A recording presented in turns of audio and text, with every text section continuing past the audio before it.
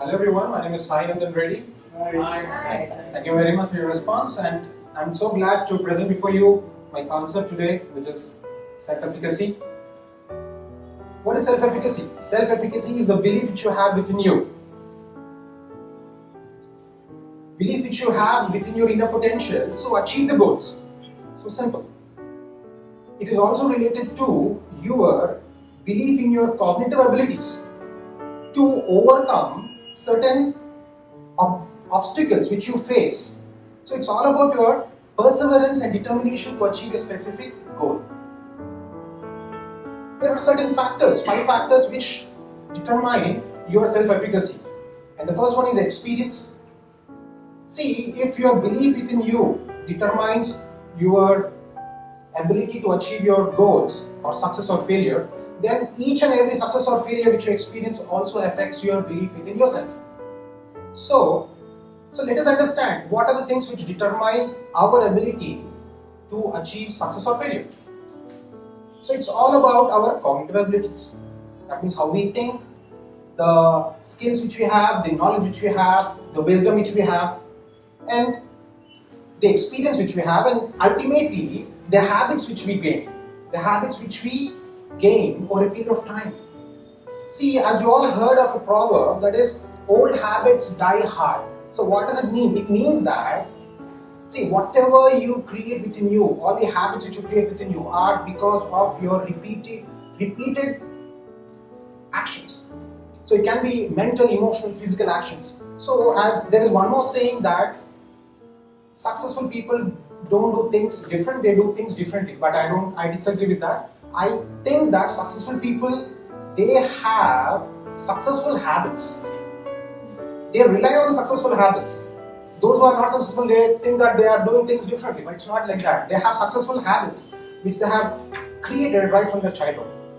So these habits create something called as muscle memory within our system. What is muscle memory?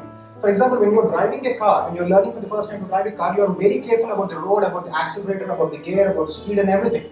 But then after you have learned driving, people talk and also drive, people drink and also drive.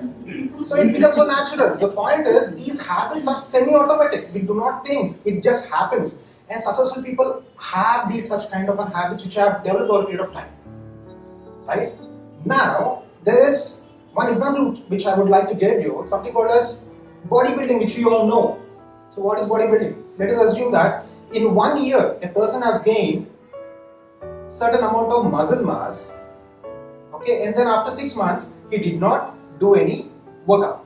So within the 6 months, let us assume that he has lost 70% of the muscle, which he has gained in 9 months. Now again after 6 months, if he starts working out once again, it doesn't take 9 months to build on that 70% of lost muscle. It may take 2 months or 3 months. That is because there is something called as muscle memory, where you could see here, these are the original muscle. When you work out, this is the muscle which you have developed out there. And this is the original muscle before you started working out. This is the muscle which you are gaining, and that is the muscle after 1 year. Now when you stop doing the gym, this is the muscle. What happens is the volume will get small because you have lost 70%, but yet 30% is still in place. Again, when you start working out, it will take just 2 or 3 months to gain that complete 100% because the nucleus is already in place. The white one which you see is the nucleus, which takes time to grow. The reason for this is something which is very interesting. This is at your genetic level. Whatever you do, it has got its impact on the genes. I mean, the genetic code will not change, but the expression of the genes will change. That means, which you can see here, there is something called as these chemical compounds which are attaching to the genes. Now what these things will do is, these things determine how the genes are processed. Like there is only one DNA within our entire body, but there are different organs which are of different types. Now how does all these things are formed? All these things are formed because there is one molecule before we were born, and then it got multiplied into different organs, and that depends upon these chemical compounds. So when we do anything in life, when we think, when we act, when we eat food, or when, depending upon our lifestyle, all these things will determine how our genes are getting translated. So what we think right now, what we eat right now, what we experience externally, all these things will get translated into our children too, because this is the new field of technology in biotechnology called as epigenetics. So every action which we get within ourselves, every habit which we develop, that will create changes in our genes. So that is very important. So creating habits is one of the most important things to become successful.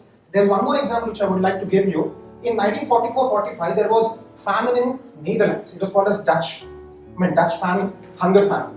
During that time, pregnant women who gave birth to children during that time were very susceptible to obesity as well as heart disease. So what happened is the genes have came even to the children. So it is that important to have successful habits. Second thing is modeling. What is modeling? Modeling is, if he can do, I can also do. Right? We all know about it. Now I will give you a very typical example. Once what happened, I was invited to give a talk on how could spirituality help people to get de-addicted. Now it was in a conference in Haryana in a medical college called as Maharaja Agrawal Medical College, where I and one other person, we two were the speakers. It was a team of psychiatrists who were organizing the particular session. And for the first time, I knew about what is Alcoholics Anonymous. Alcoholics Anonymous is a group, it's an organization formed in 1935 by Bill and Bob.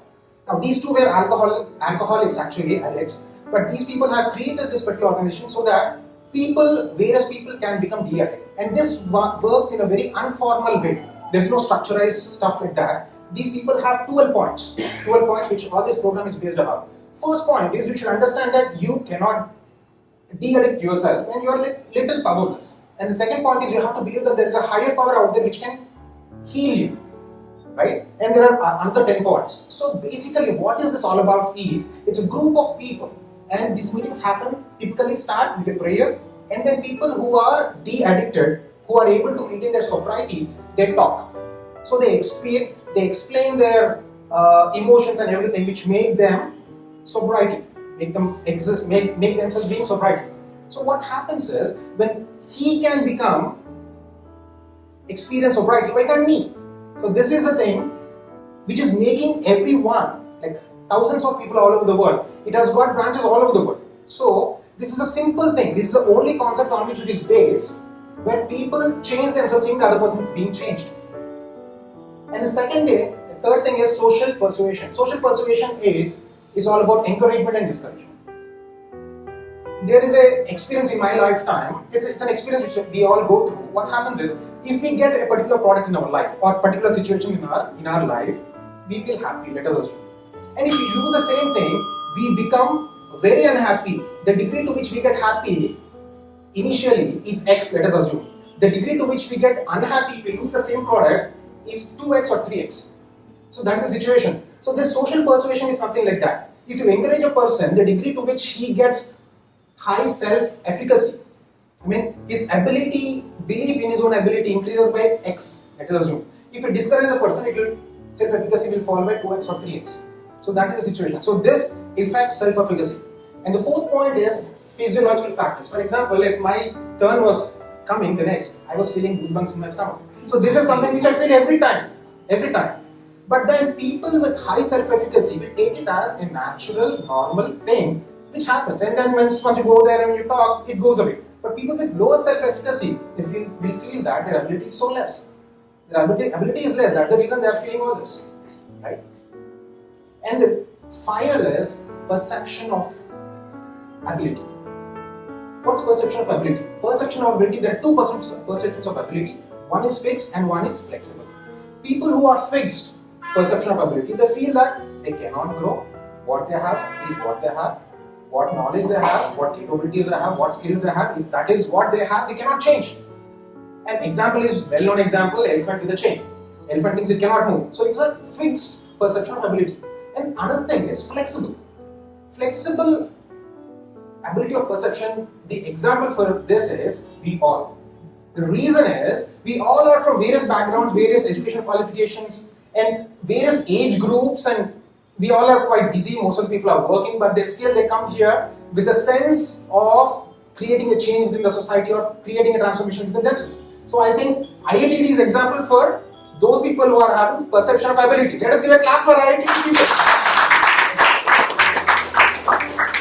So thank you very much for giving this opportunity to present before you about self-efficacy.